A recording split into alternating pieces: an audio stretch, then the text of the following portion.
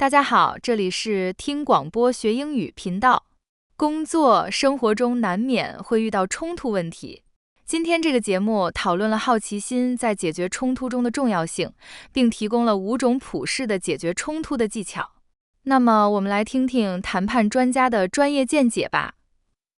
When people find out I'm a hostage negotiator and I work in conflict resolution, you get a look on your face. And when you do, I know you're thinking of those high-stakes scenarios that you see in the movies. The police barricades, snipers on rooftops, helicopters circling overhead. Is it a bank robbery gone wrong? A hostile takeover at an embassy? Something out of Die Hard? Well, me and Bruce, like that. Joking. Just joking. But what isn't a joke is what gets left out. What doesn't come to mind when we think of high-stakes crisis and conflict resolution. And that's us. It's the couple that's working through the rough patch in their relationship. It's the exasperation in-laws feel when a new marriage divides families. It's empty nest syndrome, relentless arguments over finances. For me, it's a 14-year-old teenager on the other end of my crisis call. It's all of these things that might be resolved if we had the tools, but are also the kinds of situations that can decimate and destroy and tear families apart. What I want for you is to see that the highest stakes in conflict resolution are happening in the relationships we have every day. If you build those relationships and those skills, you have an opportunity to protect and elevate those relationships. Because when you're in an argument with your spouse, with your teenager, there's no backup SWAT team standing by to help. It's just you. And that means the stakes are as high as they can get. And I understand. More than 25 years ago, my life altered. My husband suffered a brain injury. It was hard to diagnose.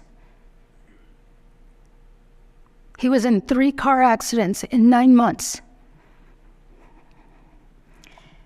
And while he looked normal, brought him home a completely different person. I was 9 months pregnant with baby number 6. And my husband was now trapped in the fog of his injuries, believing I was plotting against him. After more than 10 years of drowning in my own chaos, I knew I had to figure out a solution. So I got educated, and I began working and volunteering in these fields. And then I began to notice a theme of poor decisions that stood in the way of good people getting what they wanted. And then I saw the skills we professionals used that could miraculously move people from rigid to resolved. And that led me to ask the question, how can we use what the experts use in our own lives? And that idea changed my life.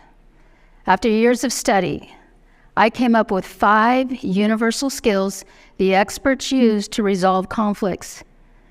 It's curiosity, their attitude, master listening, connection, and reframing.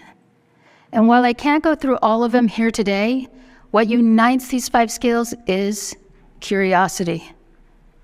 But there's lots of curiosities. There's a curiosity that will inspire you to learn something like 18th century art. There's a curiosity that will motivate your ambition to climb that corporate ladder. There's curiosity that helps you avoid risk. But the curiosity and resolution, it's epic. It removes the clutter. It eliminates the ability to make excuses and rationalizations. It uses plain language with simple intent. What do you want? And how would you like to get there? When we're in a fight, we knuckle under, we dig in, and we insist and lock into insisting we are right. So the last thing we want to do is be curious about what the other side sees. But that's the key. And I know curiosity gets a bad rap. It's what killed the cat. It's what gets Curious George into trouble. But not here. Here, if you want to elevate your relationship, get curious. And if you want to know how, there's only 2 areas of focus: you and them. So I'd like to focus on you for a minute. And I want to ask you 3 questions that are going to reveal your own little secret about how curious you are in conflict. So I want you to think of a terrible fight. Can you picture it? Question number 1. Did you allow them to have their own story independent of yours? Question 2. Were you willing to hear their story without the emotional or verbal backlash that we are so good at? And number 3, did you allow their story to become part of the solution? That's it. Those are the 3 questions. You guys, in life-critical situations, high stakes, these are the things we look for. We invite, we ask about. We want to know and learn what is happening on the other side. Shouldn't we want those for our relationships? Focus area number 2 is them. But how can you be curious when it seems like they're the ones causing all the problems? Well, if you want a curiosity breakthrough that will blow your mind, so simple. Go home, find somebody to talk to. Ask them questions for 15 minutes, just questions. But there's a caveat. No prompts from you. That means no facial expressions showing your opinion. No saying, I get it, I can relate, I understand, and then you begin story swapping or sharing your words of wisdom over your experiences. No noises that come from you. When you do those things, they will almost always change their story. So just ask questions. It is the stronger way of talking to somebody. So let me see if I can bring this into a package for you. Let's say your spouse is really angry and you're the target. Well, of course you're the target. Let them have their story. Hear it without backlash. And then take a breath. In simple language. And using their story as part of the solution, ask a question like, this is just an example. So you said that I don't care about our kids.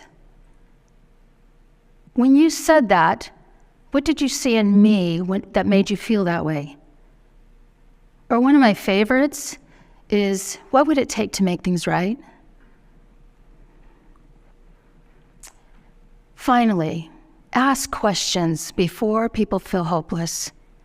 Before kids are thrown into a divorce, your friends choose sides because you may not be the one they pick. Before the in-laws walk out and miss holidays and recitals. Now, I'm going to just insert. I don't know where my marriage is going. We've been married for more than 3 decades now. But what I can tell you is this literally saved it. I now know this man is a divine, exquisite human being that deserves the very best the world has to offer. And I didn't get there on my own account. I got there through curiosity. So be intentional about learning about where the other side is coming from. And instead of digging into your own position and doubling down on that, do the opposite. Ask them about their position. Use that as the start of your curiosity in conflict. Thank you.